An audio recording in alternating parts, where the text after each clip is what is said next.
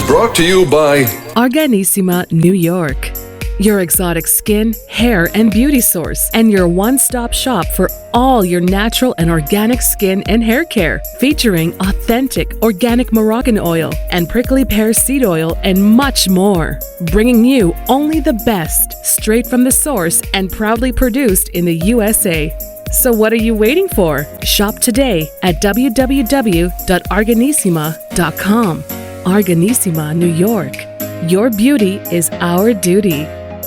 You are listening to Let's Talk About It with your show host, the celebrity doc, Dr. Cheryl Bryant Bruce.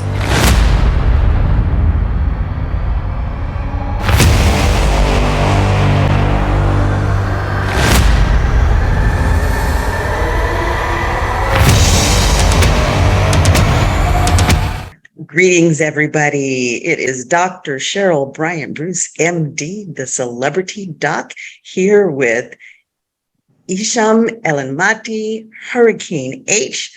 We are here with Chatters That Matter. Let's talk about it. Our runaway hit talk show that features information about health and wellness, touching every aspect of your life. We are here to educate and entertain you. This is your show. And tonight's show is featuring none other than a good friend of mine, Francis Cummins Jr. He is a DO, an osteopath, and he is going to tell you what that is. And tonight, we are going to be talking about oxygen turbocharging your life. So, Francis, pleased to have you with us. Glad you could join us tonight. Francis is a busy physician, and he did have patients today, so we're really excited to have him. Welcome. Oh, it's a pleasure to be here, and it's a pleasure to connect with both you, Hurricane, and your audience out there. So I guess you said, well, what is an osteopathic physician? Yes. Well, they're licensed physicians in all 50 states. Traditionally, they used to be primarily in primary care, but we have osteopaths in all the specialties. One of the things that used to make osteopaths unique is the form follows function kind of thing, how the body is completely integrated. And that's kind of how we looked at the person as a whole. And to that end, what we also learned usually in the first 2 years is a significant amount of osteopathic manipulation. And so that would be what most of the lay person public would know as, the adjustments that chiropractors normally do, or, myofascial releases. There's dozens of techniques. And we spend a lot of times on our backs being worked on, or bellies, and actually working on patients or actually our fellow students. And so you can, with a significant amount of practice, your fingers can tell you a lot. Your eyes can tell you a lot. Your ears can tell you a lot without even, looking at a panel. And so that was kind of the thing that made osteopathic profession somewhat unique. Now, how is an osteopath different than a chiropractor? So they are different in that they actually came from us. Initially, it was the osteopaths who we had the adjustments and the different techniques. We also had a lot of the medicals, or the ologies, I call them, the biology, the physiology, the neurology. And so we actually had all that schooling work. And so initially, the chiropractic or chiropractors would only take the mechanical portion of it and say, we'll learn how to crack the neck, or we'll look at how to crack the elbow or the back or something like that. And they didn't have initially all of the ologies that, say that we had. But they've come up to speed on that, significantly over the last probably 40, 50 years. And so, they're probably on par with a lot of the ologies that we do, or that we've learned. Okay. And how is their training different than yours? I think that in terms of the mechanics, it's probably very similar. Mhm. In terms of the medical, it's probably a little bit less because they're probably not integrated. They are to some degree, but not integrated with some of the hospital systems and residencies as say a MDs or DOs are. And so, and I think that they actually have a, from a personal experience, I think they have a better model in terms of, okay, after you've gotten your degree, hanging your shingle and going out there and making a difference, and giving Yes. living. So I think there's a difference there in terms of the chiropractors as versus say the DOs or the MDs. Yes, they do seem to have a much better business training Yeah. than we do. And Yes. that's really important. People don't realize how important that is because they're like, well, you're just doctors, but medicine is a business. And in order to have an effective practice, you do have to have some business acumen. And I think that they are far better trained at it than we are. And Yes. hopefully that is changing. I hope so. It has to.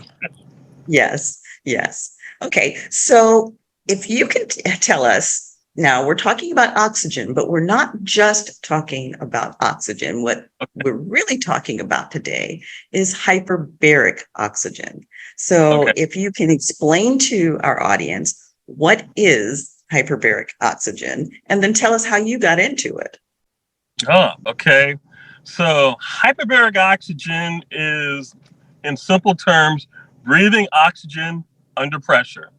So in a container of some sort with a greater than atmospheric pressure, say atmospheric pressure is like I'm sitting in this car right here. You're sitting in your room. This is 1 atmosphere. You're actually at a greater pressure. So there's more molecules of air pressing on your body per square inch. And at the same time, you're breathing oxygen.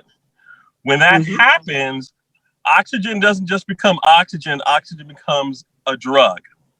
And you have to think of it as that. And so there can actually be dose related how much oxygen you take.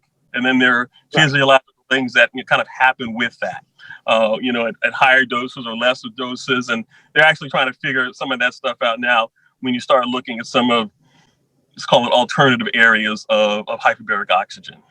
Right. Now let's talk about that for a second. You said that it's oxygen under pressure. Yes. And I just want our audience to understand that air does have a pressure. And, we feel that pressure when we feel the wind. And we actually do feel the pressure of air on our skin. And it's kind of a weird concept because it's something that we are not aware of. I was in an accident some years back, a lot of years back, actually. And at the time that I was in the accident, I had an injury to my neck. And that injury resulted in a little bit of spinal shock at the time. It was just a temporary thing. But for a few days, I was literally paralyzed from the neck down. And when I woke up, the first awareness that I had was that I could not feel the weight of the air. So you don't realize that air actually has weight until it's not there. Now, then when we talk about oxygen under pressure, having been in a chamber myself, I just want people to understand that you do not feel per se the weight of that pressure. You go into the chamber, and when I went in the chamber, I was going in with my son, and we sat and we colored in a coloring book, and we ate peanut butter sandwiches, and he was none the wiser that he was in a treatment. It was just, oh, we're going in the blue submarine. So if I may, yes, we're talking about oxygen. So for someone that is not a medical person, when you say under pressure, I was thinking like, maybe like oxygen supplies and things like that when you have your mask, and that, that helps you breathe better, whatever, in case, especially like in the case of the pandemic that we just had. But this is more about when you're literally in a therapy space where the oxygen is regulated at a different pressure for you, or maybe no pressure. Well, I guess there is pressure, but it's just a different level of dosage of oxygen to get you a better circulation and all that stuff in your system. Am I getting that correctly? Yes, yes, and probably for public to even make it simpler, we all experience it when we go to the mountains. You know, we go to the mountains and our ears start to pop, and as we come down, our ears start to clog, or we fly in a plane and we start doing the Valsalva or we yawn. That's pressure working on your body. That's essentially hyperbarics right there, that you're coming down from, 6,000 feet on a mountain down to the bottom on a ski run, anything like that. That's essentially what hyperbarics is. It's not you're feeling it all over your body. The place you're probably going to feel it, if you're going to feel it, it's probably going to be in your ears. Oh, definitely. I hate that feeling when you have to yawn and like you got to chew gum or something just to keep it going. Yes. And you pop those ears, you feel like those pops. So Dr. Dr. Cheryl, you were talking about the like a chamber where you can actually sit there and relax and get basically an oxygen treatment. Yes. And there are different types of chambers. Frank, can you elaborate on the differences in the chambers? And because it's an interesting story, talk to people about how hyperbaric treatments actually began, what they were initially being used for. So in terms of the chambers, there's usually two types of chambers. There's a soft shell chamber, and you might see some sport athletes have these. They'll take them from the sporting events. They're probably about 7-8 feet long. They got a little oxygen concentrator. The difference is the pressure that is allowed in that you can put in that type of device. So that's about 1.3, 1.4 ATA. So scientific terms, maybe going down to the bottom of a 12-foot pool, 15-foot pool, that's about all the pressure. If you dove up a high dive, went into the 15 feet of water, that's the amount of pressure you're going to feel. And so you just, Valsalva your ears, and you can sit at the bottom all day long. So that is a soft shell chamber.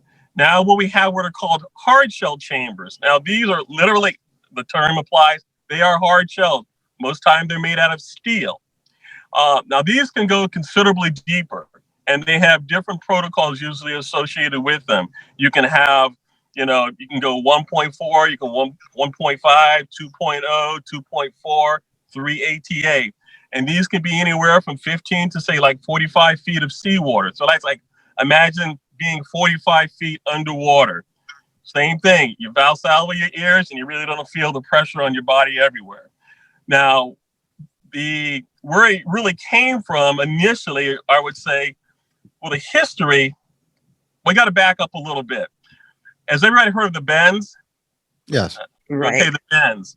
And so the bends. Now, just for the audience, really define what the bends is, because some of the audience may not have heard of the bends. Okay, the bends is when you have nitrogen in your joints and it causes excruciating a lot of pain. It came from the caissons when they were building, I believe it was the Brooklyn Bridge. So these gentlemen would go down into the caisson and they didn't have oxygen. They would just use compressed air to keep the water out. So these people would go down there and they would work all day, be fine, and they would come out. But they weren't off-gassing the nitrogen, meaning they weren't getting the nitrogen out of their blood, and it would actually come into their joints. And what would happen is that they start having pain and they would bend over, hence the name, the bends. They would go back to work the next day under pressure. All the nitrogen will go out of the joints back into the solution, and voila, they feel better. So hence the name, the bends. But where a lot of the hyperbaric came from the military. For divers, divers got to do some, let's say, military stuff. And Dr. Cummins would know that, because Dr. Cummins was a naval officer that dove on submarines. No, I was aviator. But same thing can happen with aviation. You can have sudden decompression, and it's sort of like just coming up from 100 feet up quickly. Same thing happened at 30,000 feet. The same thing can happen. So you need the same thing to treat it. You need pressure to put all that air back into the system, or the oxygen into the system, and displace the nitrogen. But where initially came from, the hyperbaric oxygen was mostly from the military system. And, that was to help divers who were doing some extraordinary things. They're going down, 50, 100, 200, 300 feet. And when you get down there, you have to have different oxygen gas mixes. Otherwise, it could be very dangerous. And so the method, or we call it the specialty, was very specialized. That's a double word right there, but very concentrated in that group of people right there who, if you ever seen a hyperbaric chamber, or some of these older ones, they had all kinds of dials and dives and everything, and it can be kind of frightening. And so it was kind of left to, the divers, who were working on these things. So it really wasn't left with a lot with the general public. But what would happen is that divers get hurt, divers have injuries, and they would notice that when they would get treated in these hyperbaric chambers, suddenly some of their problems went away. Aside from what they were getting hurt from, maybe they cut themselves, and they noticed that when they were being treated into a hyperbaric chamber, the wounds started healing quicker. And from that outgrew another, indications for where we got hyperbaric right now. Things like diabetic foot wounds, air gas embolisms, where I was talking about, where you come up so quickly and the gas comes out of solution and you get the bends. The carbon monoxide poisoning, people, that's one way to treat carbon monoxide poison. I did a lot of those. I did about a few of those in my fellowship. Family in the winter, they put a kerosene lamp or something in the room, try to keep warm, and they all get sick, and you got to treat the whole family in the chamber. So that's where a lot of it came from the military, and then it kind of slowly moved out, into the general public, into, things that, we normally hear about, friends, mostly probably diabetic foot wounds and things like that. Does that answer your question? Yes. Can you explain a little bit more simplistically what actually happens? Because you talked about the gas coming out, but A, how does the gas get into the joints? And B, when it's coming out and they're decompressing, what happens to it? Okay. So maybe I'll explain it this way, because we think of gas. We all know of hemoglobin, right? We got red blood that has the hemoglobin in it. Okay, that carries oxygen to all of our cells. I mean, every single cell in our body, the red blood cells carry the hemoglobin, and, hey, we need oxygen to cell. You dump off, let's call it a train load. It dumps off some oxygen and it gets what it needs. But think of that as the red blood cell as a locomotive train. And we got 10 cars. Okay, 10 cars, and it's got, oxygen in all those 10 cars. That's all that it can carry. If you have more oxygen, you don't have, any more carriages or cars to put that oxygen in. So in that case, more is not better. Yeah, more is not better, in that you're not going to get any more oxygen than what you can carry in your red blood cells. However, the beauty of hyperbaric oxygen is think of that as all the air around this train while it's moving. And that is your serous fluid. We have our red blood cells, and then we have our fluid, which helps move your red blood cells through the body. That fluid gets supercharged or increased with oxygen. And so not only can you dump off oxygen, to your cells, you can also infiltrate everywhere else this fluid is going, at higher amounts than the body could actually normally do physiologically with your red blood cells. And so that's probably the best way to describe it. It's sort of like, how would I describe? This is probably a bad analogy. If you had a mocha when you went to, an espresso when you went to a triple espresso, you're getting more of this in the same thing, right. in that value, in that medium. Okay. So Sorry, just there's two things. One, first of all, it's funny because you're talking about the bends, and the more common thing that we've seen in movies, and it's very common in submarines discussions, decompression rooms where you have to stop and get in between and get all that some relaxation when you're climbing up or not climbing up. Where from a dive coming up fast, you can't come up fast, all that stuff. Right. That's typically what I think most people would probably refer to. And then the other thing is that you explained this about the dosage of how much oxygen can you possibly have, and you can't have a lot more than your body needs. Actually, this discussion I had during COVID because we know oxygen was a big thing, a deal, and a lot of people were treated with oxygen. And I know, for example, in some countries, there was a lack of oxygen available in general for the population and for treatment. And, there was a discussion one time, where we can buy these oxygen tanks or oxygen containers that you can, like leisure stuff that you can pump. And I had asked the doctor personally, and it said exactly what you said, that, just buying it doesn't mean it's going to do the right treatment. You have to have the right one and know how to do it, because too much of it can also hurt you. And so that's a great clarification for our audiences, because we just think that, let's just buy a couple of canisters from Amazon and maybe that's going to help us. and maybe there is some merits to that, but maybe you can expand on what would be types of oxygen and where we can get it. But really, that's a big deal, because some people can make that mistake and thinking that I'm going to get more and maybe ultimately have a reverse, reaction, adverse reaction, rather, Right. So. And there are side effects to oxygen therapy, so Right. much so that they've actually even changed the oxygen treatment protocol with rescue. When people have heart attacks or whatever and they're down, we don't automatically give them oxygen anymore, because oxygen is considered a drug and oxygen can have toxicities.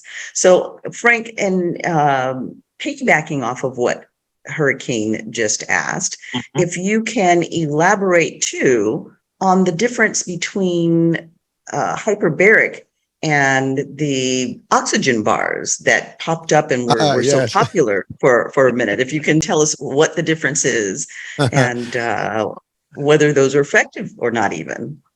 So the difference is pressure. In an oxygen bar, they have a tank there and they're just giving you oxygen and you're breathing at 1 atmosphere, just as we're all right now, we're at 1 atmosphere. And that's different than, say, being in a tank where you have more than 1 atmosphere. Now, here's an interesting thing. Now, long before I came into medicine and when I was in the military, flying, and I didn't know this, I'm not a drinker, but this pertains exactly to the oxygen bars. Now, your audience out here doesn't mean that you can do this, but sometime of our aviators would tie one on. They would tie one on, when they, I didn't do that, but sometimes they would tie one on. And we actually had, when I was in the Navy, I think it was a 12-hour bottle to brief kind of rule. The last time you can consume alcohol was like 12 hours prior. But sometimes some of our aviators, buddies, would know that if they go out to the plane and suck down pure oxygen, it clears the cobwebs out. So, yes. So long before I was in medicine, I had to taste that oxygen while seeing some of my peers. If they went out to the plane and pre-flighted prior to, their 12 hours, it would clean out the cobwebs. So you just move that to an oxygen bar and it's almost like the same thing, because those oxygen bars are usually associated close to maybe to the alcohol. So it's a quick fix. It might get you home, without right. hurting anybody. But I wouldn't count on it for passing that breathalyzer. Yeah, that's yeah. Well, however, timing is everything, right? There you go. But what I would say is that a lot of times you might hear something on YouTube and say, "Oh, well, I can do that. It's just oxygen." There's only like 12%, and unfortunately, more is not always better, like Cheryl is saying. And there were people who will probably say, well, I can build a chamber and I'll just make sure I can get a lot more oxygen. It is dose dependent. And if you go under pressure too long, you will seize. You will have a seizure, at a certain depth. And if you're for a certain amount of time, it is guaranteed everybody will seize. And so that's why you have to, I want to say be careful. You have to be cautious, and you have to kind of know what you're doing. It's probably best to be safe. So any of your listeners out there, don't make a homemade one and say, well, I'm just going to get a lot of oxygen and clear everything out, because it could be dangerous and you could have a seizure. And then, trying to get you out, that could be a problem, if they bring you out too quickly. So yeah, I just want to put that out. There are a lot of other things associated with that, because we are talking about oxygen, and oxygen is flammable. So if you're bringing one of these into your home, then there is a certain element of caution that you have to exercise. It's probably not a good idea to think that you're going to bring in an oxygen chamber and then you're going to sit in it and smoke. You're not going to do well. Bad combo. Bad combination. I won't say the conference that I went to, because then everybody will know what this conference was, and I don't know who was listening, to this. But let's just say I heard a well-known personality said, well, I'll just go in the chamber and I'll just smoke a tote. Everybody who's listening to that conference heard that. Now, that, I have to caveat. If it's just air, that might be okay. But when you're talking about some chambers where they're pressurized with 100% pure oxygen, Cheryl is of my age. We remember Apollo 1, the spark, and I think it was Gus Grissom and Taffy, I believe, and somebody else. I'm sorry, I forget the last name. That was a spark in that capsule, and they were locked in. Yeah. So yes, you got to have a prudent amount of caution when you're talking about oxygen. And in fact, they have had, and Cheryl will knows, when you've done the courses, they have had accidents all throughout the world where people think it's just oxygen is safe and they get lax. And they had one, I believe it was in Florida or it was Texas, where the kid brought a toy in there. They did a spark or something like that, and 2 people died. I've heard one, and when I did my training, it was a heater in a pure oxygen environment. Yes, it exploded. So you have to have an abundance of caution. You kind of have to know what you're doing. And it's, when there's a doubt, there's no doubt. Be safe. That was an adage I used when we used to pre-flight planes. If there's a doubt, use the same thing. There's no doubt. Be safe about it. Well, doctors, and one of the interesting little asides is that I actually went to Virgil Grissom Elementary School. Oh, really? Wow. I sure did. Actually, my kids do, believe it or not. Oh, really? Yeah, they have them all over the country. So, but it's amazing you said that about the how flammable and things. But talk about elementary school in the first school years, you do learn about the flames and oxygen flame, blue versus yellow flame. Right. The more oxygen, the more. So it is exactly that. I mean, I think everybody at a certain point understands the danger of pure oxygen and more air that goes into that flame and makes it more stronger, as opposed to the other way where it's just no oxygen and basically dissipates. We know about the whole candle thing. You just basically cover it and then no more air and it shuts down. So that's actually analogies that we can refer to, and we know that is not a picnic. And when it's concentrated levels in tanks, as you mentioned, or even rooms that are completely saturated with pure oxygen, that is very, very explosive and flammable, so it's dangerous.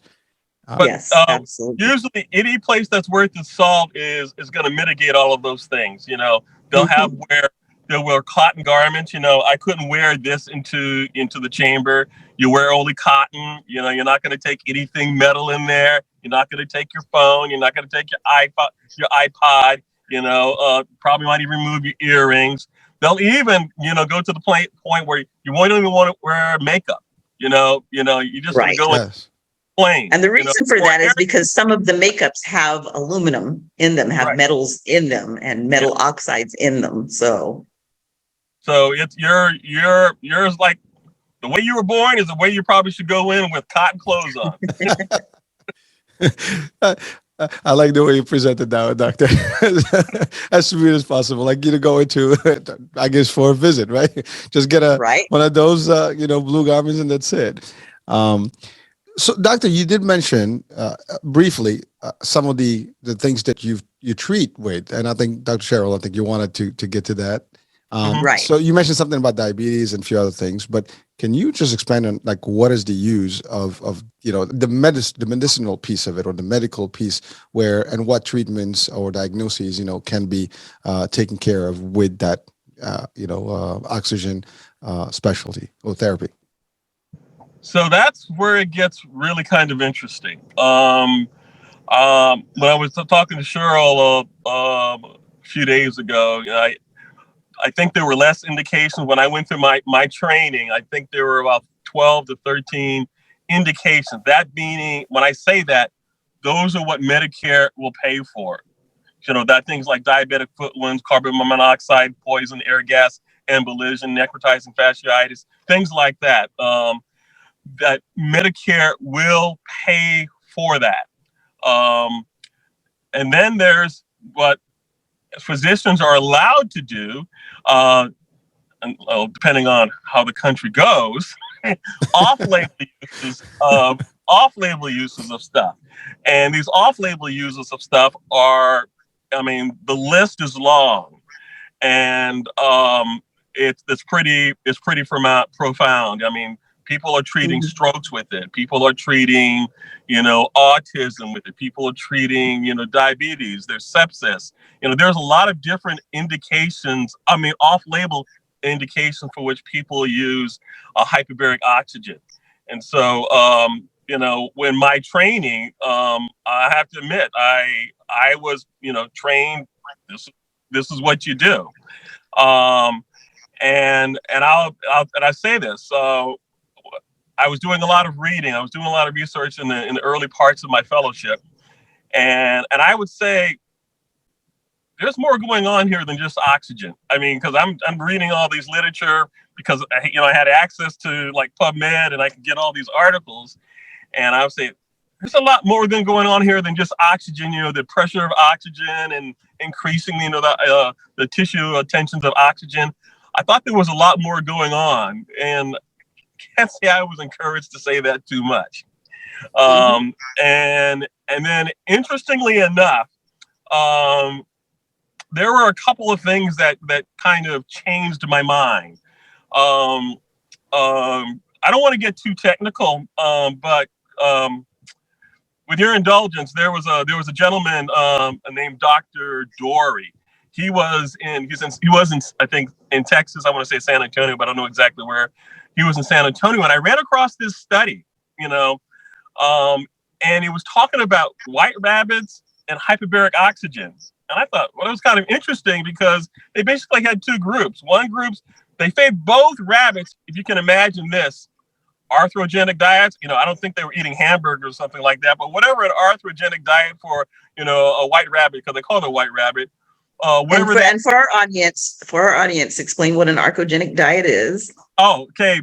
Your standard American diet, McDonald's, cheeseburgers, things that cause cholesterol, build up, fatty. That's basically it. Things that are going to give you problems with your cholesterol. And so they were going to give this to the rabbits, like I said, whatever it may be. And they divided them into two groups, simply two groups. One group that got hyperbaric oxygen and one group that did not. And what was kind of interesting about that is when I read his study is that when they did the cholesterol levels on the rabbits, they were exactly the same. And it's like, what? They're exactly the same.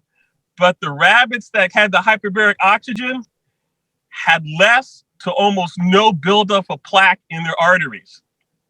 And I'm like, whoa, what is going on here? It's like, what is going on here?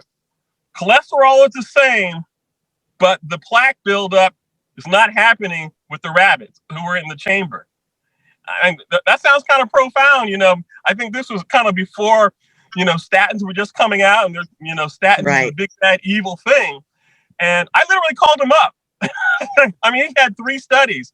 I literally called him up and, tracked it down, called him up, and I said, hey, what are you doing next? Because this one, rabbit, you're going to be working with people, next, I thought there might be a trial. And he said they closed down the chamber, so he couldn't do any more. And I'm like, oh my gosh, I thought it was profound. And then interestingly enough about it, and this is a little bit more technical, our patients, they know what their HDL is and their LDL. You've heard of that before? Good cholesterol, inflammatory cholesterol, the LDL. So when I was talking to Dr. Dory, he said that, and he had done some other tests in there. One of these tests was called oxidized LDL. And he said, oh, the guy who developed that oxidized LDL, now you can buy this test. You can get this test. You can order this test. But this was then considered a bench test. This was about 2007, 2008. This was still kind of like a research thing. The guy who developed that test was at University of California, San Diego. He was right where I was doing my fellowship.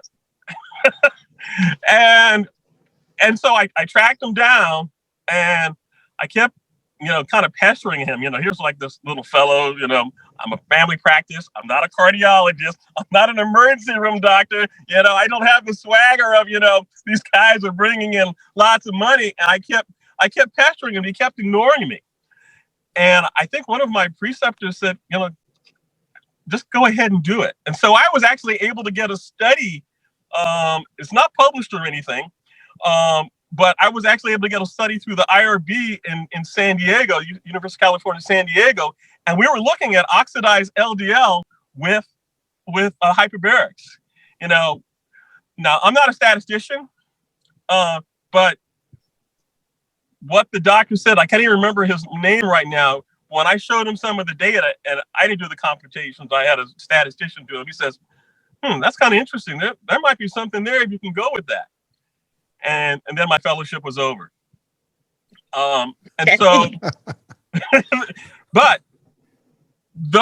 when I was starting to delve into that vascular range of it, there was a significant thing that kind of changed my focus or my view on hyperbarics. And Sarah and I, we've talked about this. So about halfway through my fellowship, my son was born. And he had a traumatic birth. I mean, I could see the woman, pulling on his neck, her arms were shaking. And when he came out, he had what's called a waiter's tip, which signifies there's probably a brachial plexus injury, meaning that nerves up here have been stretched, torn apart, damaged in some manner. And he was literally paralyzed on his left arm. Wow. And so I'm looking at him and I'm like, okay, obviously we were kind of heartbroken, but otherwise he was healthy. And I'm doing all this reading and I'm seeing inflammation. I had read stories or studies about hyperbaric oxygen helping with peripheral nerve regeneration. I'm like, if there's anybody who's going to benefit from this, it's a baby. And this was about a year or two after there's a significant study that came out that showed that if you go in the chamber, stem cells, you create your own stem cells. And that's a big time thing. That's basically a cell that can turn into anything that it needs to turn into. And I'm looking at my son and I'm saying, well, if there's anybody who's going to create stem cells, it's going to be a baby versus a 90-year-old. And I'm treating patients every day, and I can't get him into those chambers because the 13 or 14 indications, Medicare is not going to pay for them. So you actually have to go, outside that and do that. Somebody who's going to pay cash for it. And now, when you talk about going outside and paying cash for it, what does that look like? How much are you paying for a single hyperbaric treatment, and how many do you need? So that's That's a very good question. It's dose dependent. I don't think anybody really knows. It depends on the person, how they're going to respond. And I think it depends on the area. So I think we're paying in the neighborhood of about 180, I think 170, 180 per dive. And we paid for a block of them. If we played like one at a time, it'd probably been like $200, a dive. That's a treatment session. They still use the nautical terms dive. Yes. And it does depend on where you get the treatments, because if you get them, several of the hospitals, each city usually have at least one, but several of the hospitals have hyperbaric chambers, and a treatment in the hospital is usually going to run you somewhere around $500. So they can be quite costly. Expensive, and even more so when you start doing, like, say, diabetic foot wounds and Medicare, and what Medicare will say they'll pay for it, and what they actually the hospital actually gets for it. So, and how many dives does something that you treat usually take? I mean, it clearly is not just one dive usually. So no. On average, how many dives are people talking about when we start treating things? Again, that's a very variable thing. If it was an air gas embolism, boom, I've seen people return one dive. I would say you need, I don't want to say how many that you need, but I can give you my personal experience. Okay. So our son, he could not supinate. So this is supination, like a soup bowl right here. So what he would do is he would use his pincher fingers, and he would pick up, like a Cheerio, and he would go like this, and he would open it up, and the Cheerio would fall, so he couldn't get into his mouth. And we started putting him into the chamber. And granted, he was getting occupational therapy and physical therapy, at the same time. And around the 10th, 11th dive, he started doing this. And he would get it into his mouth. And I was like, and I told my wife to say, I'm taking off my doctor's hat and I'm putting on my daddy hat. I say, is he doing something different? And she said, I didn't want to say anything, but I was seeing the same thing too. So we saw something in the neighborhood of the 10 to 12 dive range where, he started supinating his arm. Now he can't go all the way, but he could feed himself, which is something he could do with the Cheerios and the pincher maneuver. Now, maybe that was just a natural progression of the nerves healing. I don't know, but it started when we put him in the chamber. Yeah, I think it was a natural progression, because my experience having put people into chambers before, because I also worked with hyperbaric oxygen therapy, and my experience having put people into chambers before was right around the 10th dive was when we would start to see some pretty dramatic changes. And I know with my young son, he had some neurological damage. He had a fall from the bed and had a bleed into his head. And so he had some neurological damage from that. Plus he had a rare liver disorder called Alagille syndrome that caused bleeding. So he had multiple little bleeds into his head. And he was highly intelligent, but he had some cognitive deficits. And it was interesting because when we would send him to school, those deficits would be apparent. But when we would put him into the chamber, right around the 10th dive, every time he went into the chamber, his teacher would say the next day, well, something was really different with Gregory because he was really on point today. So around the 10th dive, they started to see a difference right away, but around the 10th dive, they saw some dramatic gains, and with other things that I'd seen treated, autism, different things. I also saw that right around the 10th dive was when I saw the gains really start to go up. And a lot of times we would put people into the chamber for anywhere from 20 to 40 dives. So it depended, again, like you said, on what it was that we were treating. But you did see it was kind of you needed to hit a critical mass. You would see some, and then boom, you'd see a change, and you'd start to get big gains. So if just something that comes up, into my mind right now, that someone like me, again, not medical, listening to both of you doctors, talking about that 10th time, right? But also we talked earlier about dosage and, different capacities, different, levels of oxygen pressure. Yes. So would that mean that if you were to maybe, increase the dosage in the chamber for someone, will that, expedite the instead of the 10 dive, maybe it's the 5th or the 6th? I mean, just curiosity. I mean, again, more in the medical piece of it, but I mean, that's just what comes to mind. Like, if it can be done that way, maybe they are the same levels, like medicine, right? You up the dosage and maybe it changes, the results. So does that work the same way, or it would not work? Because we talked also about the dangers of increasing the oxygen. Right. Go ahead, Cheryl. I think that, there is some variation there, and there is some room for increasing dosages. It really depends on what you're treating, but there also comes a point of diminishing returns. So you really do have to know what you're doing.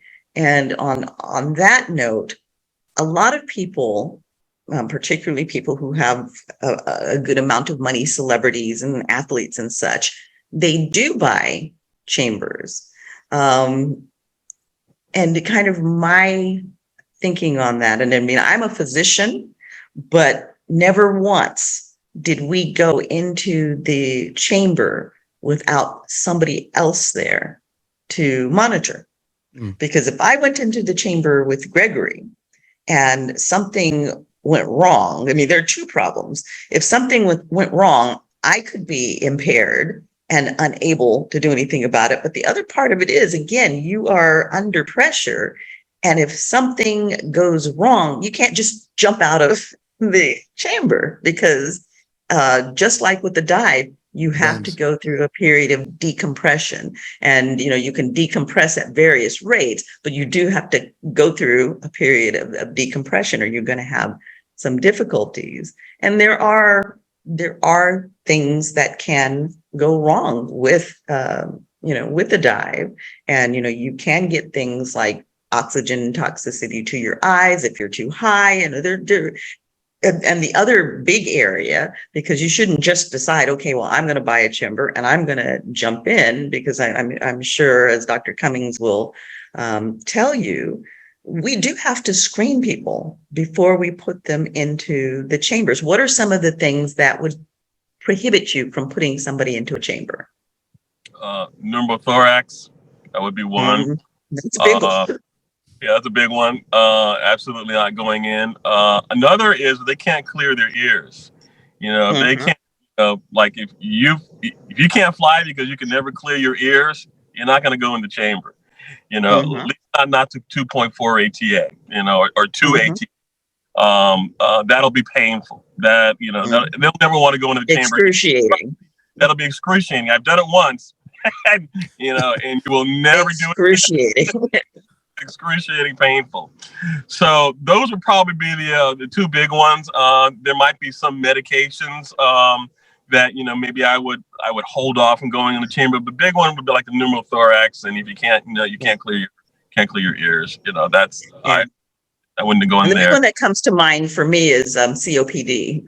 Yeah, you have to be real careful with that. Real careful. There's the question Hurricane you were talking about. And I think this is where the art of medicine comes in, where you look at your patient, you understand your patient, you understand the tool that you're using, and it's okay. How do I use this tool? It's not a Betty Crocker medicine. It's like where you just turn the dial, you walk away, and 15 minutes out comes a well person. You can't do that. And I'll give you I won't tell the place. I don't know exactly where it's at, but I remember a place in Southern California when this was after I had finished my fellowship, and they have a chamber like I have. I'm not going to say what type it is, but it's a chamber like I had. And I walked in and I was observing the place right there because I was thinking about opening my own place. And so I asked the tech. So I said, hey, how do you operate this chamber right here? He says, well, I don't know. They just told me to set it to this thing right here. And then we put the people in. And I'm like, whoa. Oops. All bad. I mean, bad. He had no understanding. You know, they said you just die. And in this case, you don't dial. You just set a couple levers and then you put the patients in. And I think that in some cases gives, I want to say gives hyperbarics a bad name, but when a lot of people do that, then it can get bad press. You know, Yes. Bad press, and you can make mistakes. And I have made mistakes. Like Cheryl was talking about, where you could have something go wrong, and I did something wrong to myself, not to anybody else. I wouldn't dream of doing it to anybody else, but I went in the chamber by myself, and I went to 2 ATA. I wanted to see, and just to see how it was going to be, because I usually go that deep. And lo and behold, I felt a palpitation, and I'm like, oh no. I felt yeah, there you go. Explain what palpitations are. In my heart, like my heart was like, skipping a beat and palpitations like that. And I'm like, this is not good. This is stupid, Frank. And I slowly got myself out of that depth. I said, I am not going there again unless there's somebody on the outside, Right. And so people can get into that, that situation and very easily if they don't understand what's going on. Now, I had seen it before in other patients, when I had treated. So I know what was going on. And so I said, I averted myself from, probably getting into an extreme situation. But if you don't know what you're doing and you're not familiar with it, you could hurt yourself or somebody else. And the other part of that is really that you need to be, you need to know what to do in the event that you do get into trouble. You knew what palpitations were. You knew that it was because of the chamber and that you had to bring yourself up. You knew that you couldn't just jump out of the chamber, that you had to bring yourself up slowly. But in the event that we'll say that it was this person who just turns the dials and someone's in there and gets into trouble and doesn't get out of the chamber quickly enough and perhaps has a rhythm that deteriorates into something bad, that person on the outside of the chamber needs to know how to respond quickly. They need to at least be CPR trained. But they need to have enough of an understanding to be able to address whatever issue may arise in that chamber. And it may not be because of the chamber or the oxygen itself even. I mean, any number of things can happen to people at any time. And, if you have them in a chamber, you need to get them safely out of the chamber and address the issue at hand. So that's important that you don't just buy a chamber and have your neighbor monitor it. Right. So, absolutely. So can I yeah. Go ahead? Go ahead, Hurricane. A couple of things. One is you mentioned I have a chamber, and just to clarify, is that like something like you mentioned also, Dr. Cheryl, that people have the chambers? So does that mean that people can actually purchase this? Is that what we're hearing? Because that's a couple of times it came up, and I'm thinking it's all done in a medical facility or something, but it sounds like it's a private thing that you actually acquire, and is that correct? Yes. Soft there are several places that you can have them. Usually you have to have a prescription, but with enough money, prescription can go by the wayside. And so, yes, you can purchase those, and a lot of people do them and put them in their houses. So yeah, you can do that. Interesting. Well, they don't have to be in hospitals. I guess the cost is eventually amortized, but over time, if you're gonna go per session, and buy those dies, I think over time it's like a payment plan. You probably do better if you need it, and that leads me to the second part of the question: is that if it seems that it works for certain conditions, and it's obviously a great thing to have and to pursue. Now, now I want to put my hat, which is the actual payer side. I'm an insurer.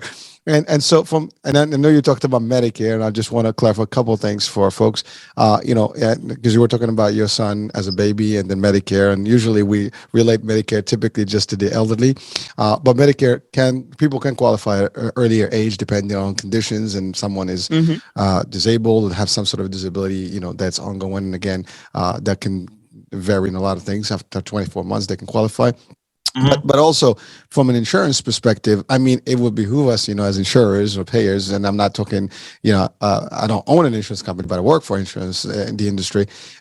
We always looking to manage care and make sure that the patients, unlike what people think that, we don't want to pay, at least I'm on the government program, some on the Medicare side, Right. on the commercial side, I can't speak for them, but the idea is that we want to prevent people from really having, bad outcomes. Right. And so anything that can be preventative or that can, relieve these diagnoses or these symptoms, or even help people live a better life or healthier life, we would want to be interested in probably investing or at least paying those things and add them to benefits. And so with, are there other insurance? I mean, you mentioned Medicare. What about Medicaid? I mean, we know Medicaid almost covers everything. This probably is something that is more extra. So obviously that might not be under the coverage, but the managed care world sometimes uses few additional supplement benefits or supplement add-ons, so to be more attractive. For example, in the Medicare space, if you have a Medicare Advantage plan, you might want, we always looking for new benefits that we can add to our population, and therefore something that can benefit them. And again, it seems that this is something that maybe can be an open discussion to see, like, there is an opportunity here maybe to add it as a benefit if it's not, I guess, forbidden by but the government or CMS, because we are regulated, so sometimes they don't allow certain benefits to be added. So again, I just wanted to put that on the table, because it seems that there's some merit to this to even discuss with health plans and things. So maybe someone can pioneer that from the medical space, and we can maybe connect that dot somewhere and help people access a service or a treatment or therapy that can make a difference in somebody's health, and also cost wise, it's probably cheaper, for the health plans to pay for something upfront to this level and prevent maybe catastrophic, outcomes at hospital stay and things like that, or even more severe, problems at home. So yeah, that's it. Would you agree, Frank, that this has lots of implications when you take into account that oxygen can work very effectively against inflammation? So it has implications for cancer, for chronic diseases of all sorts. It could be a significant tool. Yes, it's there's a saying, probably outside, maybe even inside the hyperbaric community, it's a therapy looking for a disease. Exactly. Yeah, it's a therapy looking for a disease. But when you start looking at some of the mechanism, it makes so much sense. So, and when you're talking about the Medicare, will they pay for it? In my training, there was a gentleman. He was a Navy diver physician, and he was early on in the UHMS. And he told me this story when I was in my fellowship. He said, now all these indications are starting to come up for the hyperbarics, and so he had to go to Washington. He had to go to Washington and say, hey, we can treat hyperbarics with this. We can treat this with hyperbarics. We can treat that with hyperbarics, because it shows that it works. And over in Europe, they got like 100 indications. And so he went there, and the way he said there were guys there in black suits, white shirts, and they said, you can't have that many. If you have that many, it will bankrupt the system. So that's how we got like our 12 or 13 indications. The fact that Europe had many more indications really didn't matter. They basically said, yeah, maybe, but you can't have that many because the system will be bankrupt. But like Cheryl is saying, it can fix so many things. or address so many things. I don't know how much time you have, but I wanted to go into something like Cheryl was saying with the inflammation. So thank you for the tee up for that. But inflammation is one of the things that's associated with chronic diseases. But we're not going to go so far in my journey. We're going to go 4 months after my son was born. So now he's got this paralyzed arm, and then all of a sudden he developed Kawasaki's disease or syndrome, which is an inflammation of the medium and small vessels in your arteries. So this was a 4-month-old whose left arm is paralyzed, and our son, and now he has this Kawasaki. He has this cherry red tongue. He's got pulmonary erythema. They were just like red. He's got 104 fever, and we treated him traditionally. But here's the problem. With children who have Kawasaki's, there's an inflammation of the coronary arteries. These are the vessels that supply blood to the heart. They can give medicine that can calm that down, but there's a small percentage of those children who 2-3 years later, they're running around and they fall over dead. Mm-hmm. And that happens because there's a rupture there's an aneurysm in the coronary artery. That's inflammation that's going on. An aneurysm happens in this coronary artery. And I'm thinking, okay, that is what prompted us, those two things. I said, he has to go into the chamber.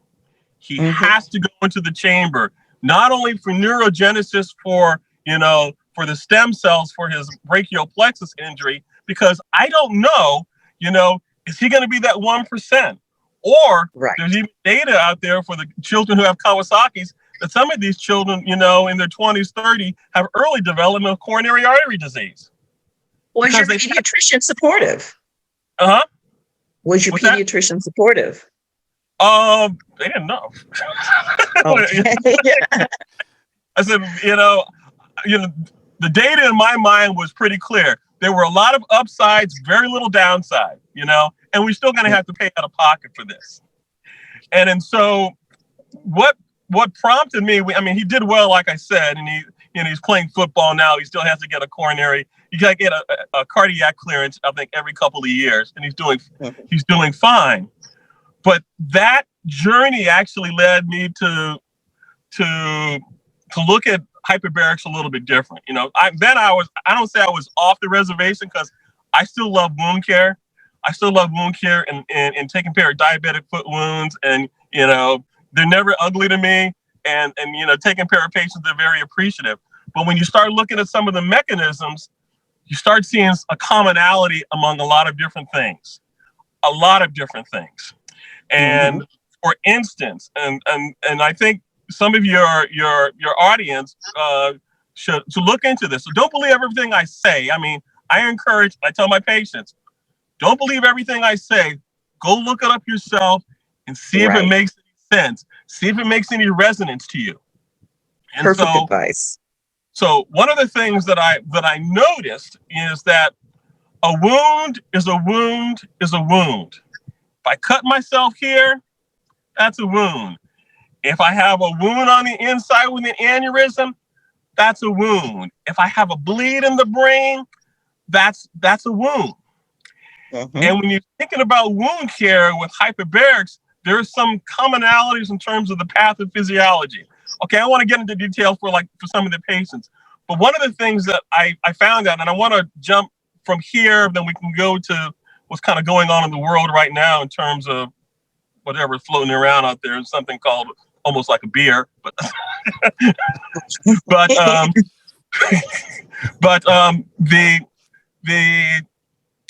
there's something called MMP-9s, fancy word for a matrix metalloproteinase. What that does is it breaks down the extracellular matrix. What does that mean? I don't want to talk gobbledygook, but imagine, what does it do? It breaks down stuff that has been damaged. So an example, an analogy would be, let's say the wall in your house, a ball goes through it, and you got this hole in the wall right here. Well, a lot of times you don't just pass that. Well, maybe you have to clean out the area around it, put up more scaffolding, and then build right upon that. That's kind of what the MMP-9s does. If you have an injury, these MMP-9s go in there and they kind of clean it out. They kind of clean it out. Now, that's an issue with something called vulnerable plaque. So this is, we're going to call this, we're going to call this your coronary artery right here, okay? Okay, and, doctors will come in, yeah, it's a straw. We're going to imagine here, but this is a coronary artery right here, okay? And your doctors come in, and they'll put a stent in here to open this up. They'll put a stent in here to open this up. But one of the explain to the audience what a stent is, because some people aren't going to know what a stent is. A stent is something that will open this up, and when you take a straw and you do this and it opens it up, it makes it so fluid can flow through there. So that's what a stent does. They have bare metal stents and they have drug-eluting stents, but a stent will go in here. The issue they always say is you have to worry about, it's called the vulnerable plaques. The vulnerable plaques are usually on the ends. They're usually on the ends. And what happens is, they've done autopsies, and the vulnerable plaque always, most of the times, has high levels of MMP-9s in the basement right here. And so you have plaque right here, and what happens is that a piece will flow off. So like, imagine a chip paint. Mm-hmm. Chip paint goes down here. Same thing happens in your arteries. That's vulnerable plaque. It's just on the inside. And it's because the basement membrane, the MMP-9s, ate around the basement membrane because they're trying to heal a wound. That chip, paint, or plaque goes downstream and causes the heart attack or the stroke. Does that make any sense? Yep. Okay. So that's what happens to the kids in the Kawasaki's, is that they have this smoldering fire, inflammation, that probably goes on for 2 or 3 years. And then all of a sudden, the balloon burst. You had a balloon and you go too far, the balloon bursts, then all the water comes out or all the air comes out, all the blood comes out, and the patient dies. So one of the gentlemen who, and I put him off for almost 2 or 3 years, Robert Scott, Sands. And he said, Frank, do a study. I said, okay, fine. You helped me with other chambers. I will do a study. I will look at something to see if this makes any sense. And I focus on the MMP-9s because they're in vulnerable plaques. They're in strokes. They're in diabetic foot wounds. They're actually in COVID, in pulmonary and COVID. You can look it up. There's high levels of morbidity associated with high levels of MMP-9s and COVID. And I said, well, let's just do a study where we're going to look at MMP-9s and we're going to put somebody into a chamber. And so I had to find a patient who really had no comorbidities, and we found one, and they volunteered. We had an IRB, and we checked their MMP-9s before they went into the chamber. They had an elective surgery. Elective surgery is a wound. They got cut. It's a wound. The body's going to try to heal it. Okay, so they had an elective surgery, and the MMP-9s skyrocketed. I think it was like, I don't know, I forget the number, 600 or whatever it was. It went up, and then immediately after, we put him into a chamber for like 3 days, but we checked it each day. 1 hour in the chamber, there was like a 43% reduction in MMP-9s. Wow. 1 hour. That's huge. That's huge.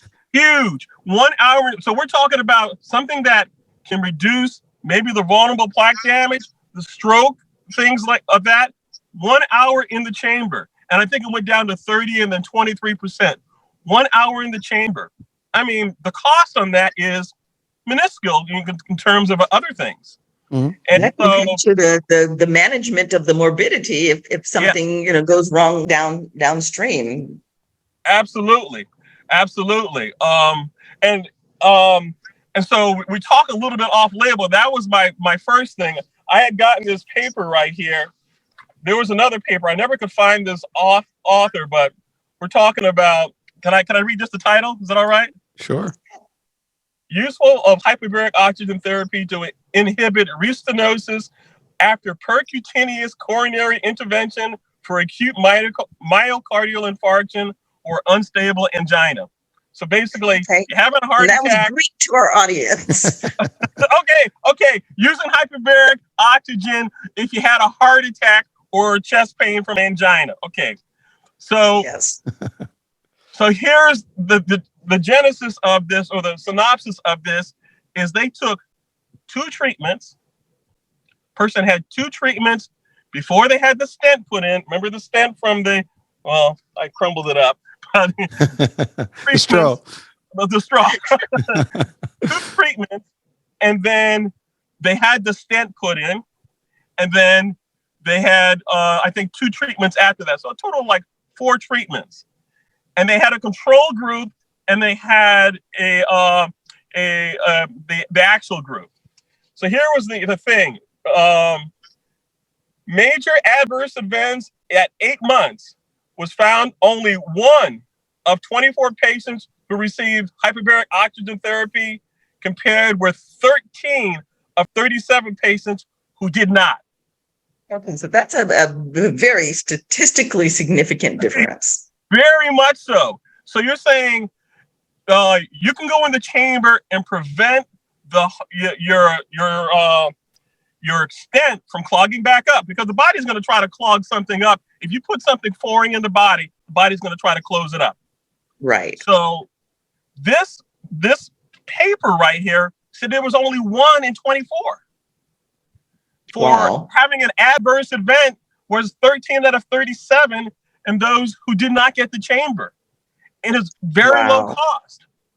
And I looked at that and I said, well, why aren't they doing this?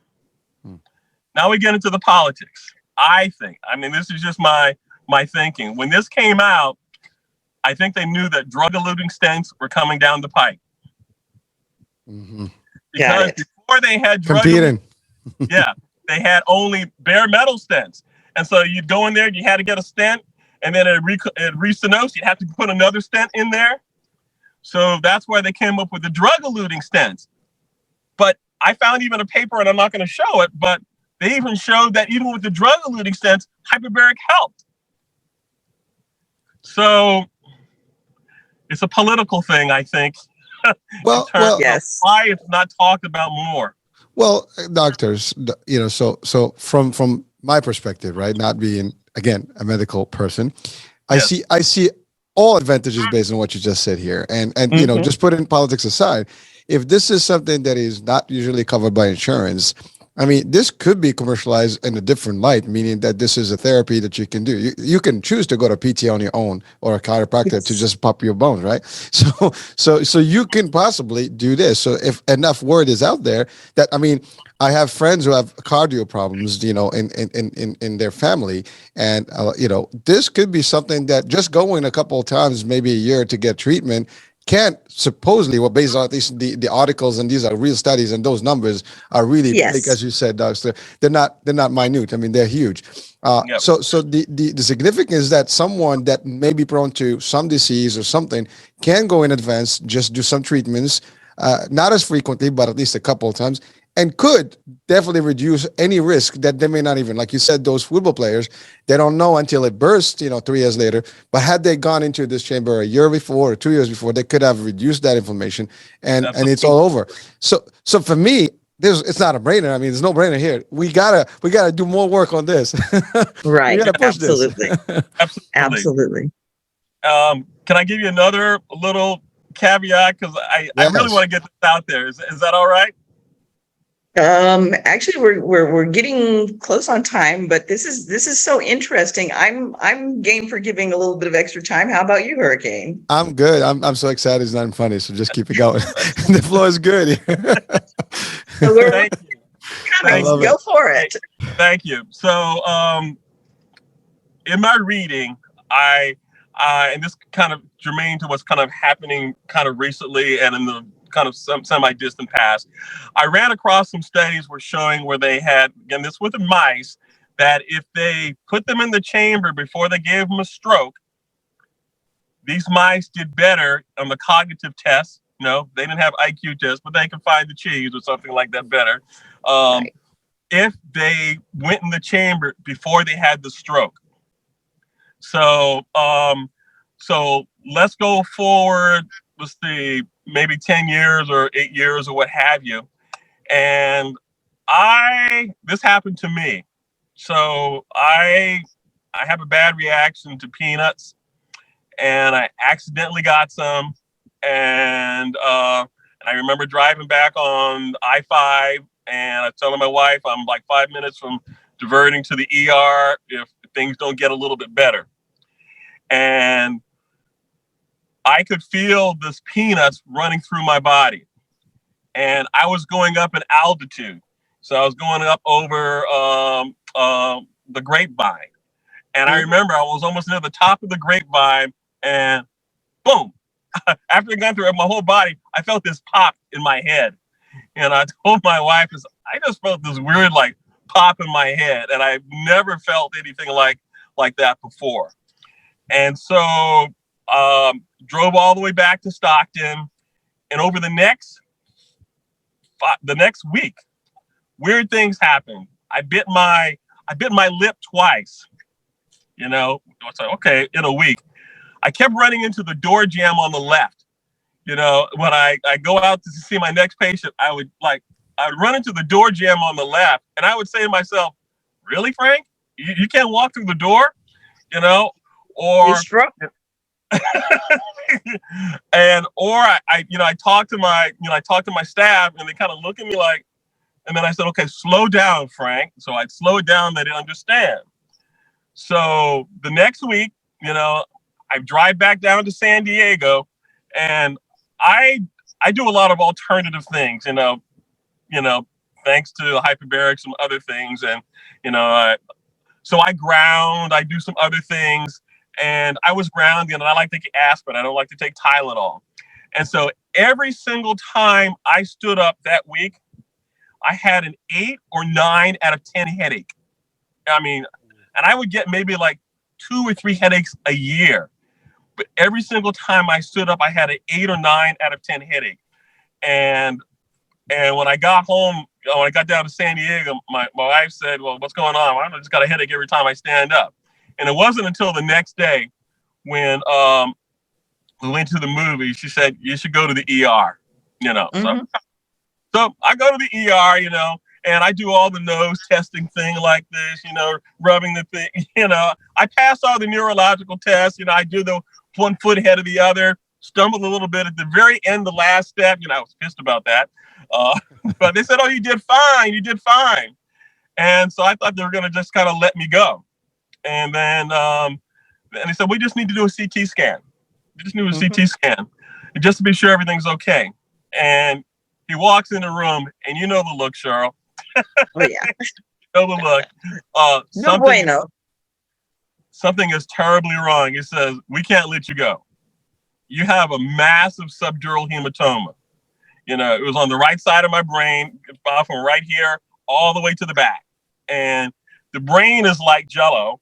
And so I have this pressure that was on the high and is pushing down, which kind of made some of the sense of why I had some left-sided neglect.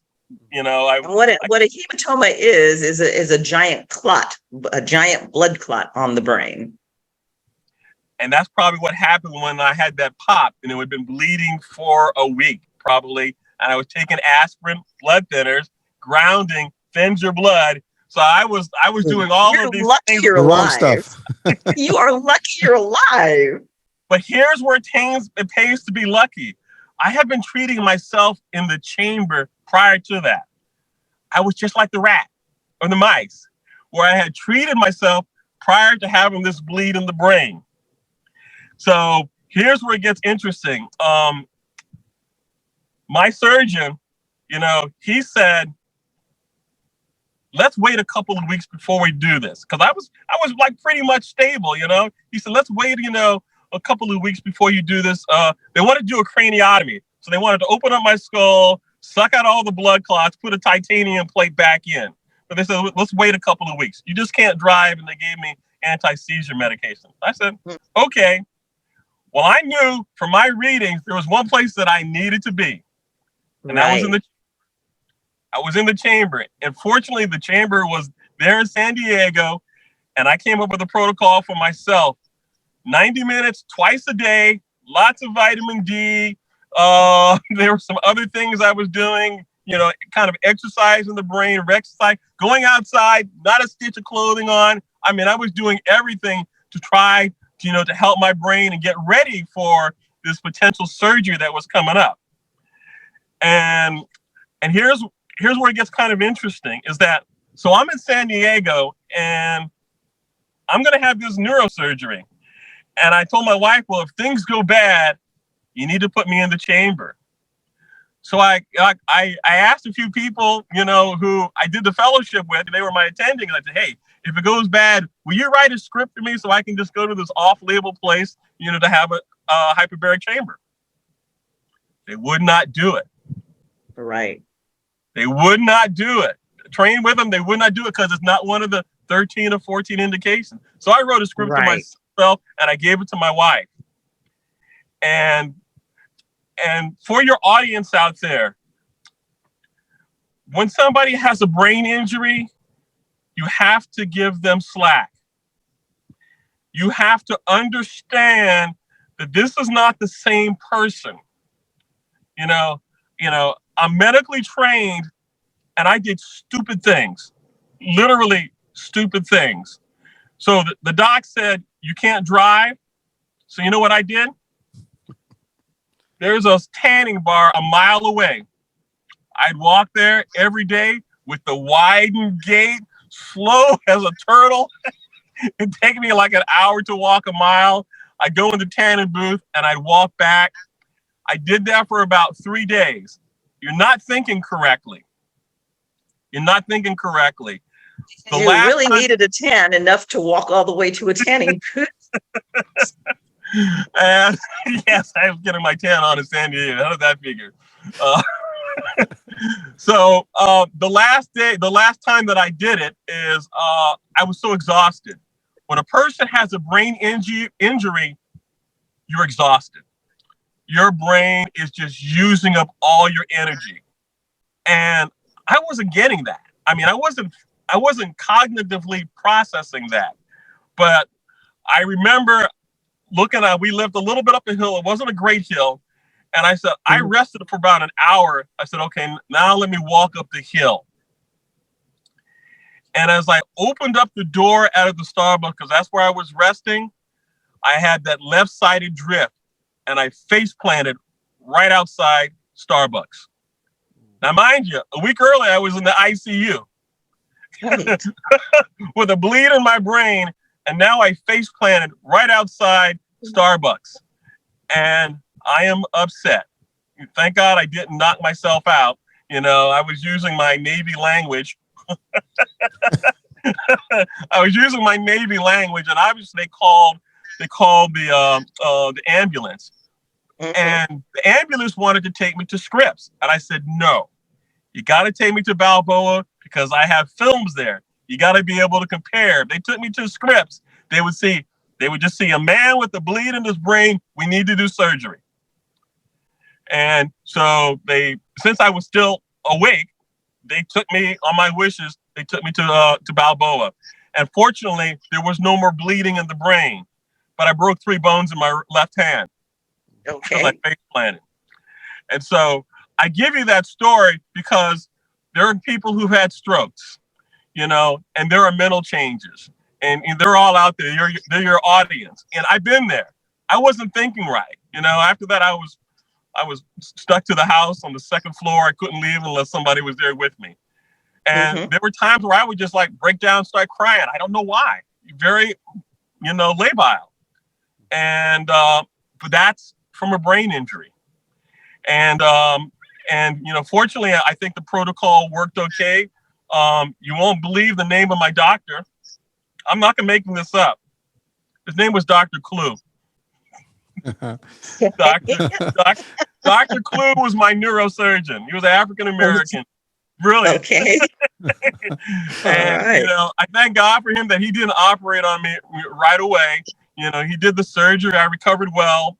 And then I just made sure that they do neuro testing on me because I had to go back to the wound care center to make sure that I was cognitively able to do the work, and I was able to do the work. And then my dad, he had a stroke recently, and we're putting him in the chamber. And he had gone to the chamber last year several times. And so we think this was, somewhat protective that he was actually, in the chamber last year. Now we're trying to make it a little bit more regular. So hopefully he'll come down this weekend, to come in the chamber for that same rationale of the rat study and what just happened to me. And there are lots of people, you go online and you'll see lots of things like this. And by the way, MMP-9 is involved in bleeds in the brain. It's all there. Just changing directions, and this is just going to be a little shorty answer. Okay. In my mind, there are implications for the use of hyperbaric oxygen chambers in the treatment of post-COVID syndrome. So I'd just like you to comment on that. Absolutely. Like I say where I work, but there was a gentleman I work with, he has access to chambers, and I said, hey, hyperbarics for, what do you think about that? He said the Chinese are doing it. The Chinese were treating some of their people in hyperbaric chambers. If you look at some of the data on PubMed, that's a clearinghouse for research studies, what sometimes I geek out on. If they showed that there were high MMP-9s in people who are having serious pulmonary morbidity from COVID. Serious pulmonary COVID. But if you put them in a chamber, maybe you could reduce that. All it's going to take is an hour. You can reduce some of the MMP-9s and maybe stop some of the, some of the perfusion ischemia that was going on, because they were literally suffocating a lot of these patients. So I'm assuming that also extends to the brain fog that COVID patients pretty much complain of across the board. And even COVID patients that don't have post-COVID syndrome still complain of that brain fog for an extended period of time after the conclusion of their COVID. I've had a couple of patients like that. And, prior to, I guess, Sunday, I would kind of lay out some of the data, saying, hey, this is the data right here. This is published stuff in terms of COVID, some of the long haul symptoms. These are some of the people who are actually doing good work, or out of the box work. However, I think on Sunday, our governor, can I say that? Well, I'm in Jersey. Okay. Today you're in Jersey, so don't worry about it. Okay. Our governor in California says, Newsom says that we cannot share with our patients anything that is different than the CDC in terms of treating COVID and those related issues.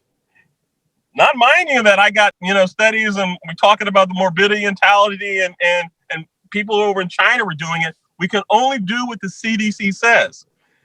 I call that a Mussolini move. It's exactly what it is. And this is the same guy that was telling us that we had to wear our mask, but didn't wear them for his dinner parties. Right. So I can guarantee you that if he is in the situation, he'll be using that hyperbaric oxygen chamber if he thinks it will help him at all. Absolutely. I'm almost tempted, to get like a 6-foot cutout of him and put him in my office right here with a little blurb of him. It says, he cannot tell you anything about COVID and alternate treatments, and just let my patients see that. Well, that's because that's the law that he just signed. I mean, right. It would be great if all the doctors do that, because I think the patients would riot. I was like, What do you mean you can't tell me anything? Because he says, I can't tell you anything but what the CDC says. Wow. And again, we talked about that being really, really slippery slope when they start making those regulations. But we're not trying to make this a real political show, because I could. We're not going to do that. We're not going to do that. We're not going to. You could probably edit that out, maybe. Well, no, but guys, it is. We're not talking politics here, but the fact of the matter, people should know that if you're in California right now, your doctor is not going to prescribe anything additional to what the CDC. It's standardized, and that's it. Which is, right. So people now are aware that that is not to their benefit. So what they do from there, it's on them, right? they can rise to the occasion and do their lobbying and whatever they have to do to make a difference. Or maybe voting is coming up, so maybe they can talk about that too. But the fact of the matter, because it really is the patients that have the control. They don't realize that they have the control. They're like, well, doctors are so knowledgeable, and doctors have control of all of this.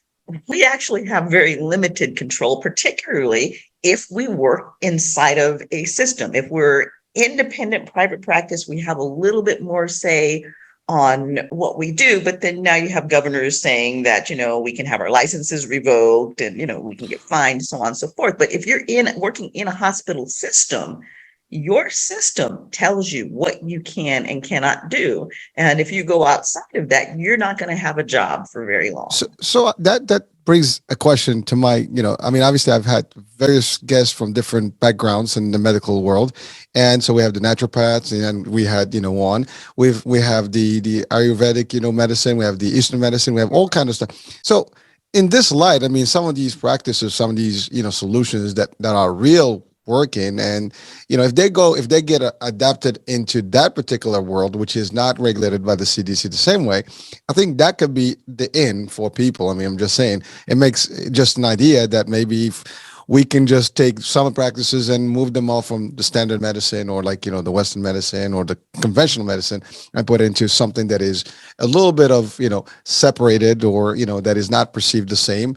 Maybe that can be a smooth move that can still allow people to get the treatments that they need and therapies and stuff without having to get into the political arena that we're observing around the world anyways. But thinking about that is, if any of these treatments or therapies require a higher level of intervention, where a physician might need to intervene, or where a physician might be making a recommendation, we can't even now make that recommendation without risking having our license revoked. Agree. Well, so then that's the question. As a licensed, as a board certified doctor, right? Can you also be, I guess, a naturopath on the side, or doing something different? Does that even? You can be, but the problem with it is, if you would have to give up your medical license, as long as you have a medical license. And the extent of this is, I was not licensed in the state of California, because I had been moving around and I was in the military. And so I wasn't licensed in the state of California. And when I came to California, I needed a job. And although I could draw blood and everything perfectly well, I could not even work as a medical assistant or a CNA, because those are in the medical field and it would be construed as practicing medicine. I'm changing a bedpan, but it is still construed as practicing medicine, because I am a skilled physician. So, it's crazy, and it makes no sense now. I have colleagues, and one of them we'll be bringing on to the show. She's the director of integrative medicine for the state of California. And she is an MD, and she is also a Chinese medicine doctor and an acupuncturist. And she uses all of those modalities within her clinic, but there are still certain things that she is not able to recommend within her institution, because she's a licensed physician within her institution. So, you can kind of get around that by talking to your integrative colleagues and saying, hey, you might want to make a recommendation for this. And she'll frequently do that with me, say, oh, hey, I have this patient that I'd like you to see, and, discuss with them X, Y, or Z, which now I can't do because I have a governor who says I'm going to yank your license if she refers the patient to you and you tell them to do this. You're going to get your license yanked. Well, doctor, you know, I know you and I met the first time, and the show was about integrative medicine, you know, like preventative Yes. and integrative medicine, and we've talked about that. And you know, but again, a lot of clinics these days, they have multiple disciplines, right, within the clinic or the facility, and so some doctors do actually have additional providers that do different services. To your point, now, Right. I think the new practice will be just have a colleague that does that, and they just readily available when someone comes in. You know, by default, they just say hi and they just say, you know, let me try these things. What's on the menu here? I mean, you have to obviously you have to work around the As long system. as they're not, as long Referred. as they're not in a hospital system, Setting. because even they're regulated, by the Correct. hospital system. Correct, but people would very easily be aware of that. This is where you go if you want this. That's it's all about education, right? I mean, yes, Right. there's always a way. This is not a loophole. This is actually just a fact. You know, it's a service available. It can be privatized as just we're talking about oxygen chambers or like oxygen bars. Well, we make them the same way. You can just have your treat here. Exactly. All right, I'm sorry, Doc. It's just very amazing that this is for me. I would recommend this for every when you do your well checks, like whatever your preventative, annual checkups. Yes. This could be like, hey, you get yourself a treat, do this, because that can probably prevent 1 year of problems that you might encounter. And if you do have them, probably the effect will be less or the outcome will be less. Right. So you can imagine how frustrating it is for us as physicians, knowing we have in our hands a tool that can do so much good, but we're restrained by these regulations that are, for the most part, usually made by someone who has maybe a high school degree. They have no real concept of medicine, and yet we're strapped by that. And our Hippocratic Oath says, above all, do no harm. And we're doing harm when we don't recommend a therapy that we know can help a patient so much. And it's very frustrating. And when we lay down at night, we lay down knowing that we haven't done the best for our patient, because there is something out there that they could benefit from that we are not allowed to recommend. Well, unfortunately, I mean, you're in California, and this is, I guess, just the beginning, because once one state starts, many other follows, and I have to say, I mean, the next one that usually follows is our neighboring state here, which is New York. Right. So they go kind of like in tandem there. They're very, very aligned. Yeah. And so I can just imagine and then everything else falls in the middle. Yeah, I don't know how it's going to play, but I mean, I haven't heard anything in the works here, but you never know. I mean, things change quickly around the state, the tri-state area here. So they're sliding in. I mean, a lot of this stuff they're sliding in. I mean, there are a lot of physicians that don't even have a clue that some of this has happened yet in California, because they couch it with other things. And when you say, oh, by the way, your rights as a physician have just been removed from you, they're like, what? But they don't realize that it's going on. Just for clarity, you said this coming Sunday or the past Sunday? So this is official now. That's it. It's done. It's already signed. official. It's law. It's been signed. Signed, sealed, and delivered. Signed, sealed, and delivered. So he's in the office with me right now. And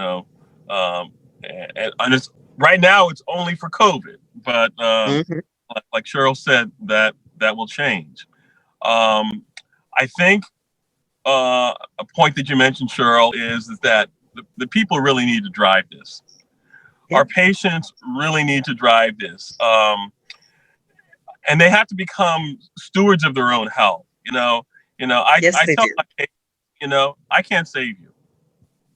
I can't cure anything. I can give you information, but you have to do the work. And I don't want to say like you have to do the work. What I usually tell them is I say that, okay, we're going to hurricane. We're going to use the Big Apple as the bastion of health, because you got the apple, the green apple, like you give to the teacher, the bastion of health. Big medicine wants us to take I-80, and they control all the off ramps. That's what medicine is most of the time is you're the apple of health. They want you to take I-80 because they can control all the off ramps. They make money coming and going and everything off the off ramps. But I'm speaking to your patients out there, your clientele, your audience, is that you can get to New York many different ways. You can crawl, you can fly, you can swim around the Horn of South America, you can tunnel if you're industrious enough. There's 1,000 different ways for you to get to the big apple of health. And I'll tell you, sometimes you won't make it. Sometimes you won't make it. But if you do, you know a hell of a lot. And you probably know more than your provider. And you are the captain of your ship. And I look at myself as I am not the captain of your health. I look at myself as a navigator. It's like, yeah, there are rocks over there. You probably don't want to go that way. Maybe you want to steer this way over here. You know, people have gone this way before, but that, you might sail off the end of the world that way. Right. Others didn't. But that's the point, is that it needs a partnership. And our patients have to have an active partnership in their health and also with their providers. And not just their providers, their provider team, you know, because it's not just the doctor. It might be their massage therapist. It might be their mental health counselor. You know, it might be their spiritual guru. It might just be their dog who's their pet. I mean, whatever your team is, you know, you as a healthcare, not as a patient, you need to be in charge of your team. And not force, but push. Ask questions. Because medicine will not get it all the time. And don't be afraid to ask for a second opinion. You know, if your doctor has an issue with you getting a second opinion, you need to get another doctor. You really need to get another doctor, because your doctor should never have a problem with you getting a second, a third, a fourth, or even a 10th opinion. We don't know everything. We are practicing medicine, and there's a lot that any particular provider that you go to, whether it's your physician or your acupuncturist or whoever, there's a lot out there that they've never seen and that they don't know. That doesn't mean that they're a bad provider. It just means that medicine is a huge field that we've just scratched the surface of. And we know a lot less than is out there. And we're still learning. I mean, medicine is changing on a daily basis. The stuff that we say is so today may not be so tomorrow. And I, as a provider, may not have heard that it changed because it just changed yesterday, but someone else who just happened to be there when it dropped knows about it. I don't know that. You heard about it because a lot of times the advertisements get it before we do. And you heard about it on your television that I'm not watching. And you come in and you say to me, well, what about such and such?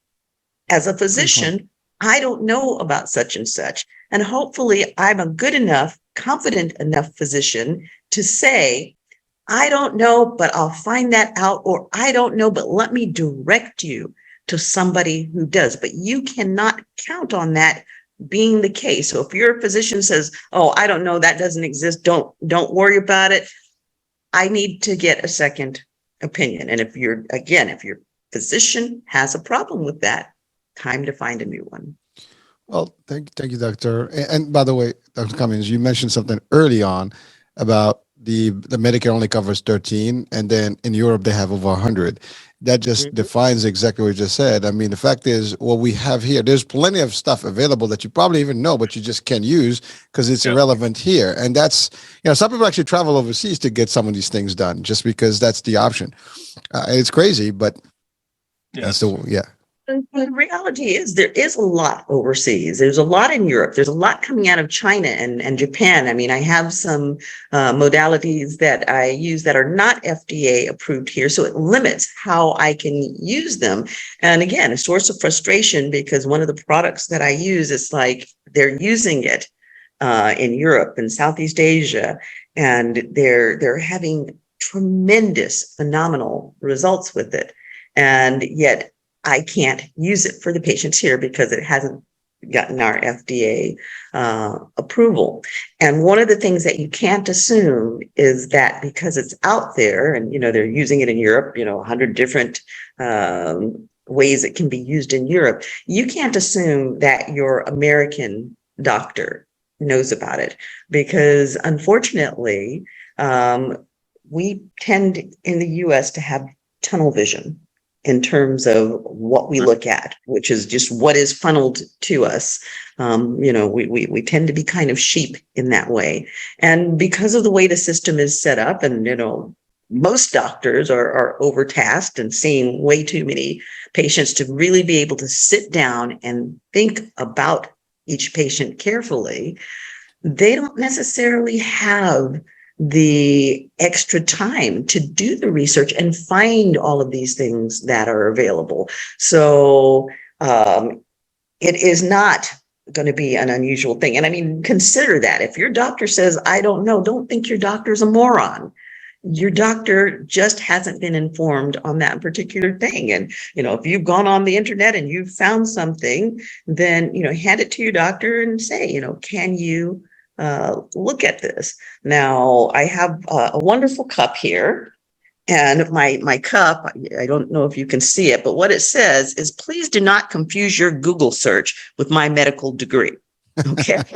So just because you Google searched something and it sounded like a good idea to you, everything on the internet is not necessarily so. And there's a lot of fake news and fake science on the internet too. So don't, come jamming your doctor up saying, you have to do this. If your doctor says, I don't think it's a good idea, again, you're entitled to get a second opinion. And if your doctor knows it's something kind of crazy, your doctor really isn't going to have an issue with you getting a second opinion on that, so that somebody else can tell you that's crazy.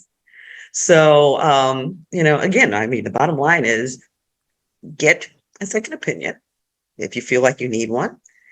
Do your own research.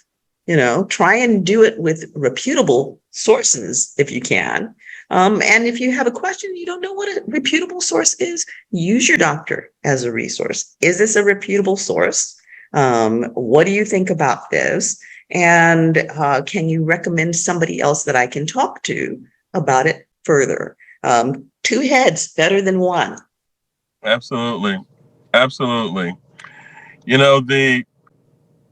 absolutely right, Cheryl. And I think one of our, I don't want to generalize, but, I'm going to call it a failing of the medical system. I really don't want to call it that. But the reason that, shortcomings, we're fortunate enough to become physicians, and this is a real simplistic thing, but it's because, maybe we did have a passion, but one of the things we could do is that we could bubble a better answer than somebody else. Mm-hmm. Literally, we could sit our butts down and put in the right bubble on a question, more times maybe than somebody else, and that's supposed to be, the standard of, okay, well, this person is smart enough, to become a doctor. Sometimes it takes some common sense. Sometimes it takes being able to see, literally see the patient and not the person. See the patient, the whole thing. And that is not something that is always taught in school. They're trying to get better with it. But that part is the art of medicine. That is the art of medicine. And the way medicine is set up right now, with evidence-based medicine, they're very much going towards it being strictly the science of medicine. And you have to have both. Yes. And how did the science and medicine of COVID work for us? Yeah, okay. The evidence, it was evidence-based. Well, we can beg to differ on that one. There's a lot of opinions about that part, and that's where the politics get in. So Yeah, no, I don't. We're not getting there, but it's what I think. What the thing that the Cheryl was getting on is that sometimes, or there's historically, there's an arrogance. Mm-hmm. There's an arrogance. Well, I went to med school. You know, I studied for 10 years. You know, I know this stuff. I'm smart. And I'm smart, you know, but that's not everything, you know, and I think a real good physician gets taught every day by the patient that comes in and shows them something or tells them something, you know, willing to, oh, I didn't think about that, you know. So I take a lot of time for my patients because a lot of times you just have to listen. You got to just listen. A lot of times they'll tell you what they need. But, you know, a lot of times we're in the process of just telling, you know, and we're hearing our own drumbeat, you know, we're hearing our own voice, you know, but we're not hearing the other voice in the room or the other voices behind that person in the room. And that's what you said, Cheryl, that's the art of medicine. Right. And on that note, there was one further question that I wanted to ask, but I've decided that we're not. I'll put the question out there for you to think about because we're going to bring you back, and I think I'm going to do an entire show on that because we talked about your son and the trials and tribulations that you went through as a parent, trying to help your son to the best of your abilities. And one of the things that I was thinking about, and I used to actually have support groups to that effect, is that most of the support groups, when we have illness involved, most of the support groups are set up to meet the needs of women. And so what I want you to think about, and we definitely will have you back for this, is what were the things that you did as a father to help you get through this situation with a sick child, functioning as a caretaker, with, you know, the stress of, will my child live? Will my child have impairments? You know, what is the future going to be like for my child? How do I do what's best for my child right now? What do I need to know? How can I best support my wife in this situation? I mean, there's so much involved in functioning in this world as a man that is different than the way women function. And so the support systems aren't necessarily geared towards supporting them. So I want you to think about that, and we definitely are going to have you come back, and we'll talk about those, and we'll have kind of a father's session where we talk about what it's like to be a father supporting a family. Well, thank you for doing that.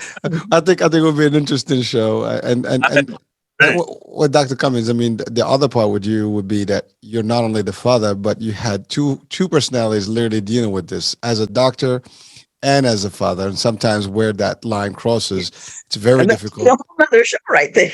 I know. That's a tough. I don't know. I'm not in your shoes, and I don't think I want any shoes. That's a tough way to think about it. And as a father, personally, I know that is not easy. And yeah, I mean, definitely, I love that. So, doctor, you're hooked in. That's it. You'll be back. Absolutely. I love talking to you. I mean, this is kind of a conversation I usually have with my patients. Oh, perfect. Well, what are your patients today? Usually those are like, they're apologizing to me because they're taking all of my time. I'm like, that's why I'm here. You know, not a lot of people would say that. I mean, that is not a common, practice these days. Unfortunately, as we said, the first show, me and Dr. Cheryl, is that, the average visit is 10, 15 minutes. That's not enough to know your patients. And, I know with different types of, approaches right now, that's changing and models, but we're way far from where you really go back to the old traditional medicine when you take your time with your patients and understand them. But again, I know we've exceeded our time, and we can talk for another hour easily. It's getting dark. I'm looking at your Yeah, couch. It's got I don't lie. Well, it is 10 o'clock here, so but you Yeah. definitely like we saw the sunset with you here on the show. I was like, it's getting dark over there. I know. Yeah.